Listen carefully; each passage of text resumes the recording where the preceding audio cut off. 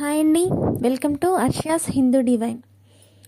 ఈరోజు నేను మీకు తులసి యొక్క ఆవిర్భావం అలాగే తులసి పూజా విధానం నియమాల గురించి వివరించబోతున్నాను. వీడియోలోకి వెళ్ళే ముందు నాకు లైక్ చేసి నా ఛానల్ని సబ్స్క్రైబ్ చేసి అలాగే వీడియో మొత్తం పూర్తయిన తర్వాత ఒక కామెంట్ చేయడం మాత్రం మర్చిపోకండి. ఇక వీడియోలోకి వెళ్తే తులసి యొక్క ఆవిర్భావం ఎలా జరిగిందో ఇప్పుడు వివరిస్తాను. పూర్వం శివుడి అంశతో జలంధ్రుడు అనే ఒక రాక్షసుడు జన్మించాడు. ఈయన కాలక్రమంలో పెరుగుతూ దేవతలపైన అనేక దురాక్రమాలకి పాల్పడ్డాడు. అలాగే దేవతలను చాలా ఇబ్బందులకు గురి చేసేవాడు. ఇలా చేస్తూ ఉండగా ఒకరోజు ఒక యుద్ధ సమయంలో జలంధరుడికి తీవ్రంగా గాయమవుతుంది. అప్పుడు జలంధరుడికి రాక్షస గురువైన ఒక గురువు గారు వచ్చి, జలంధర, నువ్వు త్వరగా వివాహం చేసుకోవాలి. నువ్వు వివాహం చేసుకోవడం ద్వారా నీ యొక్క పత్ని యొక్క పాతివ్రత్య మహిమచే నువ్వు యుద్ధంలో ఎంతగా గాయపడినను నీకు మరణం సంభవించదు. ఒక స్త్రీ యొక్క పాతివ్రత్య మహిమ మన ఆయుష్ని పెంచుతుంది, కాబట్టి నువ్వు తప్పకుండా వివాహం చేసుకోవాలి అని జలంధరుడికి సూచిస్తాడు. అప్పుడు జలంధరుడు బృంద అనే స్త్రీని వివాహం చేసుకుంటాడు. బృంద ఎంతో అందమైనది, అలాగే ఎంతో నీతి నియమాలు గల ఒక దివ్య స్త్రీ. ఇలా వారి యొక్క సంసార జీవితం సాగుతూ ఉండగా ఒకరోజు జలంధరుడు దేవతలపైకి యుద్ధానికి కాలు దువ్వుతాడు. ఆ సమయంలో బృంద శ్రీ మహావిష్ణువుని ఆరాధిస్తూ దీపారాధన చేస్తుంది. బృందకి చిన్నప్పటి నుంచి కూడా శ్రీ మహావిష్ణువు అంటే ఎంతో భక్తి శ్రద్ధలు. ఇలా బృంద జలంధరుడు యుద్ధంలో పాల్పడుతుండగా విష్ణు భక్తిలో లీనమైపోతుంది. ఆ విధంగా ఎంతగా యుద్ధంలో పోరాడినా సరే జలంధరుడికి మరణం సంభవించదు. అప్పుడు శ్రీ మహావిష్ణువు ఒక ఆలోచన చేస్తాడు. తను జలంధరుడిలా మారువేషంలో బృంద వద్దకు వస్తాడు. అప్పుడు బృంద వచ్చిన వారు జలంధరుడే అనుకొని తనతో సన్నిహితంగా ఉంటుంది. ఆ తర్వాత అక్కడ యుద్ధరంగంలో శివుడు జలంధరుణ్ణి సంహరిస్తాడు. అప్పుడు బృంద వచ్చినది జలంధరుడు కాదు, శ్రీ మహావిష్ణువే మారువేషంలో వచ్చాడని గ్రహిస్తుంది. తర్వాత తను ఎంతో దుఃఖిస్తుంది. నా యొక్క పాతివ్రత్యానికి నువ్వు భంగం కలిగించావు అని చెప్పి శ్రీ మహావిష్ణువు పైన ఎంతో కోపంతో మరియు ఎంతో దుఃఖంతో ఈ విధంగా అంటుంది, నా పాతివ్రత్యానికి భంగం కలిగించినందున నువ్వు ఇప్పటి నుంచి శిలగా మారిపోగలవు అని శపిస్తుంది. ఆ తర్వాత ఈ విధంగా శపించిన తర్వాత బృంద అవమాన భారంతో అలాగే దుఃఖంతో వెళ్ళి అగ్నిలోకి దూకుతుంది. ఆ విధంగా అగ్నిలోకి దూకిన బృంద బూడిదగా మారిపోతుంది. ఆ బూడిద నుంచే తులసి మొక్క ఆవిర్భావం జరుగుతుంది. ఈ విధంగా పూర్వం జన్మలో బృందగా ఉన్న ఒక పతివ్రతే తులసి మొక్కగా మళ్ళీ భూమిపైన ఆవిర్భవించి పూజలను అందుకుంటుంది. తులసిమాత యొక్క పవిత్రతకి భక్తి శ్రద్ధలకు మెచ్చిన శ్రీ మహావిష్ణువు తులసి మొక్కను ఒక దేవత మొక్కగా స్థానమిచ్చి లక్ష్మీ స్వరూపంగా భావిస్తాడు.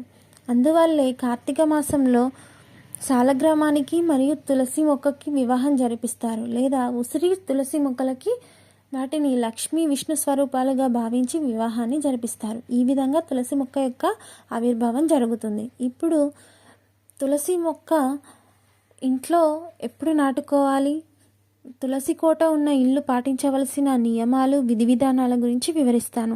తులసి మొక్కను ఇంట్లో తూర్పు వైపు కానీ మరియు ఉత్తరం వైపు కానీ లేదా ఈశాన్యం వైపు కానీ నాటుకోవడం చాలా మంచిది. ప్రతి ఇంటి సింహద్వారానికి ఎదురుగా తులసి మొక్కను ప్రతిష్ఠించడం అనేది చాలా శుభసూచికంగా ఉంటుంది. ఏ ఇంట్లో అయితే తులసి మొక్క పూజించబడుతుందో ఆ ఇంటికి ప్రతికూల శక్తులు అనేవి సంభవించవు. అలాగే తులసి మొక్క ఇంట్లో ఉన్న ప్రతికూల శక్తులను గ్రహించి ఇంటికి సానుకూల శక్తిని ప్రసరిస్తుంది. అలాగే తులసి మొక్క ఏ ఇంట్లో అయితే పూజలు అందుకుంటుందో ఆ ఇంట్లో ఐశ్వర్యానికి ధనానికి లోటు ఉండదు. కాబట్టి మన హిందూ సాంప్రదాయంలో తులసి మొక్కను పూజించడం అనేది ఆనవాయితీగా వస్తుంది. తులసి మొక్కను ఇంట్లో ప్రతిష్ఠించుకున్నవారు ఎంతో శుభ్రతతో ఉండవలసి ఉంటుంది. తులసి మొక్కను బహిష్ట సమయంలో కానీ అలాగే స్నానం చేయకముందు కానీ అలాగే మాంసాహారం భుజించిన తర్వాత కానీ అపవిత్రంగా ఉన్న ప్రదేశంలో కానీ తులసి మొక్కను ఉంచకూడదు. స్నానం చేసిన తర్వాత మాత్రమే తులసి మొక్కకు నీటిని పోయవలసి ఉంటుంది. అలాగే స్నానం చేసి ఒక శుద్ధమైన పవిత్రమైన స్థలంలో మాత్రమే తులసి మొక్కను ఉంచుకోవాల్సి ఉంటుంది. తులసి మొక్కను నాటిన ప్రదేశం కూడా చాలా శుచిగా శుభ్రతగా ఉంచుకోవాల్సి ఉంటుంది. తులసి మొక్కని మంగళ శుక్ర వారాలలో నాటుకోవడం ఎంతో మంచిది. అలాగే తులసి మొక్కని అమావాస్య పౌర్ణమి రోజుల్లో కదపకూడదు, అలాగే తుంచకూడదు. స్త్రీలు తులసి మొక్క యొక్క ఆకులని తుంచకూడదు. కేవలం పురుషులు మాత్రమే, అది నారాయణుని పూజ కోసం మాత్రమే తులసి ఆకులను తుంచవలసి ఉంటుంది.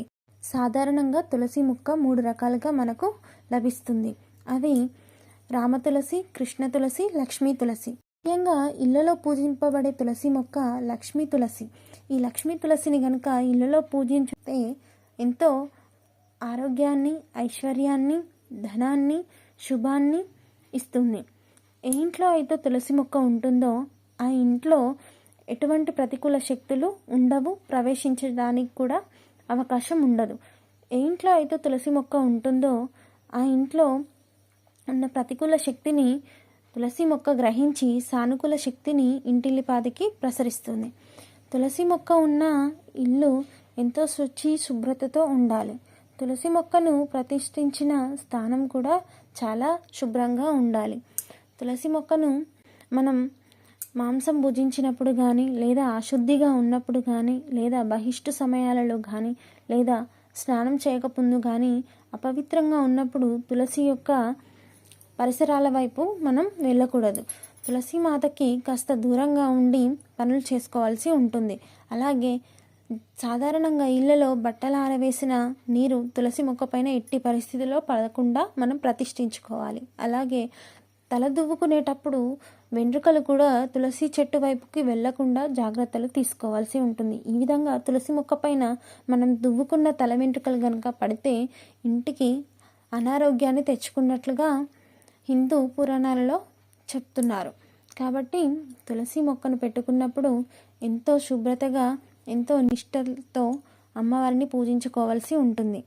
తులసి మొక్కను ముఖ్యంగా అమావాస్య, పౌర్ణమి, మంగళ శుక్రవారాలలో పూజించడం ద్వారా ఐశ్వర్యానికి ఎటువంటి లోటు ఉండదు.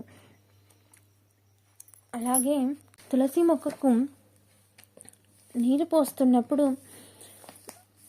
ఓం యన్మూలే సర్వతీర్థాని యన్మధ్యే సర్వదేవత యదాగ్రే సర్వవేదచ్చ తులసీం త్వాం నమామ్యహం అంటూ మంత్రం జపిస్తూ తులసి మొక్కకు నీటిని సమర్పించవలసి ఉంటుంది.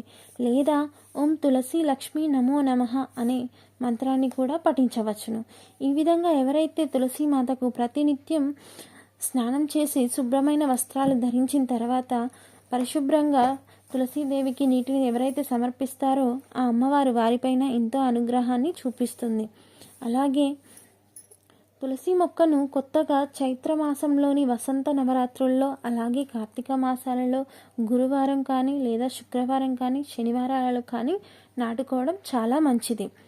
ఇప్పుడు తులసి మొక్కను ఎలా పూజించాలో వివరిస్తాను. తులసి మొక్క ఏ ఇంట్లో అయితే నాటబడుతుందో ఆ ఇంట్లో వీలైన వాళ్ళు ప్రతినిత్యం కూడా తులసీదేవి ముందు దీపారాధన చేయడం ఎంతో మంచిది. వీలైతే 2 పూటల దీపారాధన మరీ మంచిది. ఒకవేళ ఆ విధంగా కుదరనట్లయితే కనీసం వారంలో ఒక్కరోజైనా, లేదా కనీసం వారంలో మంగళ శుక్రవారాలలో అయినా తులసి ముందు దీపారాధన చేయడం చాలా మంచిది. కాబట్టి తులసి ముందు దీపారాధన చేయబోయే ముందు తులసి యొక్క పరిసరాలను ఎంతో పరిశుభ్రంగా ఉంచుకోవాల్సి ఉంటుంది. కుదిరితే గోవు యొక్క పేడతో తులసి కోట చుట్టూ అలికి పిండితో ముగ్గులు వేసుకోవాల్సి ఉంటుంది. పేడ దొరకని వారు కనీసం పసుపు నీటితో అయినా తులసి కోట చుట్టూ శుభ్రం చేసుకొని నిండుగా ముగ్గులు వేసుకుంటే అమ్మవారు ఎంతో సంతోషిస్తారు. ఆ తర్వాత తులసి కోటకి కూడా పసుపును రుద్ది పసుపు కుంకుమ బొట్లను అద్దవలసి ఉంటుంది. ఆ తర్వాత తులసి యొక్క ఆకులకి పసుపు కుంకుమ పెట్టుకొని పూజించుకోవాల్సి ఉంటుంది.